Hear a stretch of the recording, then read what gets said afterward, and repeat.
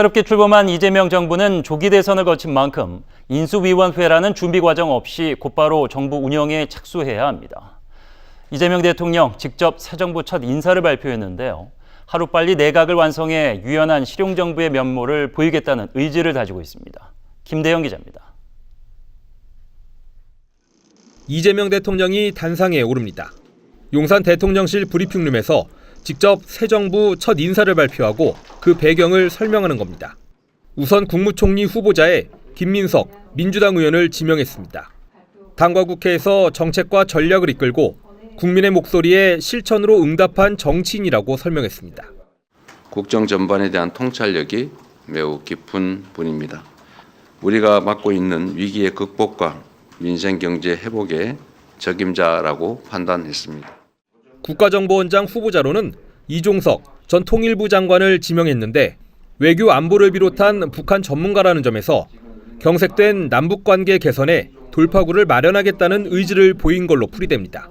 대통령 비서실장으로 1970년대생인 강훈식 의원을 발탁하면서는 현장형 참모라며 국정운영 조정자로서의 역할을 잘 수행할 것으로 기대한다고 밝혔습니다.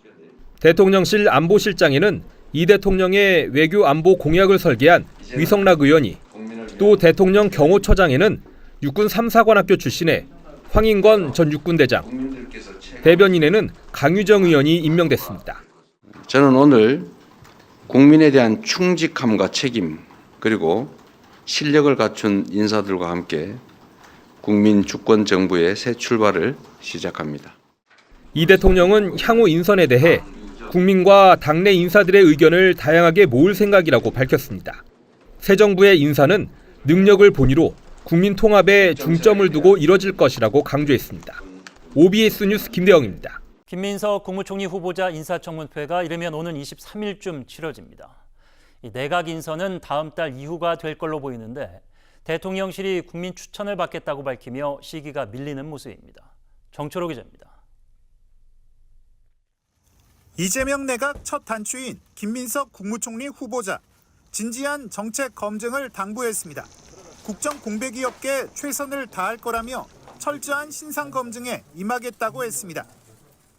내란 이후 인수위도 없이 맨바닥에서 맨손으로 시작한 정부입니다. 철저한 검증을 받는 것은 저의 몫입니다. 김민석 후보자와 이종석 국가정보원장 후보자에 대한 인사청문 요청서도 국회에 도착했습니다. 이르면 23일쯤 인사청문회가 유력한데 여대 야소 상황에서 통과할 가능성이 큽니다. 김민석 후보자 인선이 마무리되면 다른 장차관 인선에도 속도가 날 전망입니다. 대통령실은 오늘부터 일주일 고위공직자 추천을 국민들로부터 받는 정책도 내놨습니다. 국민 여러분의 집단 지성을 적극적으로 활용해서 국민을 위해 진정성 있게 일하는 진짜 인재를 널리 발굴하겠습니다. 이재명 대통령 대선 후보 당시 유능한 사람을 뽑겠다고 한 발언에서 출발한 정책으로 보입니다. 추천된 인사는 대통령실 공직기강 비서관실이 검증하는 방식으로 진행됩니다. 일주일 추천 기간을 감안하면 다음 달에야 내각 인선이 본격화할 것으로 예상됩니다. 국민 주권 정부 시작이라는 평가가 나오지만 국민의힘은 죄인 주권 정부라며 각을 세웠습니다. 대통령과 총리 모두가 전과자인 죄인 주권 정부가 새 정부의 정체성인지 되묻지 않을 수가 없습니다. 대통령실은 우상호 정무수석을 보내 국정협력과 소통을 당부했는데 국민의힘은 다가올 인사청문 전국에 화력을 집중하는 분위기입니다. OBS 뉴스 정철호입니다.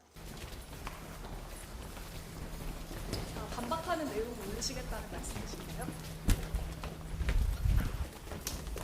지금 나온 의혹들 다 부인하는 입장이신가요?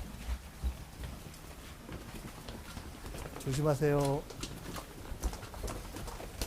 아침에 간담회 끝나고 나서 한 말씀 하시겠다고 하시는 거죠? 제가 올린다고 했잖아요. 곧 올릴 거예요. 그 일요일에 올리는 걸 오늘 올리시겠다고 하실까요? 아니, 오늘 올릴 거예요. 오늘도 올리고 일요일도 올리고. 지금 이 자리에서는 아무 말씀도 곧 올릴 텐데요. 뭐.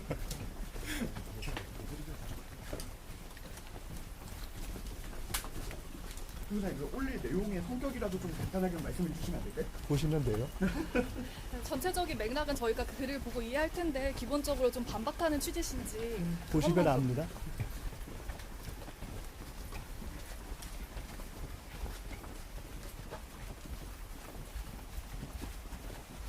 이 자리에서 좀 요약해서 한 말씀이라도 좀 안 될까요? 제가 곧 국민들 전체께서 보실 수 있도록 알려드릴 거예요. 그 페이스북에다가 올리실 건가요? 곧. 지금. 지금요? 방에 가서 아, 네. 올리려고 그러는데 따라오시니까. 거기 자빠져요. 조심하세요. 오늘 올리신 내용은 그러면은 아드님 관련한 거랑 그리고 정치자금 두 가지인가요? 보시면 됩니다.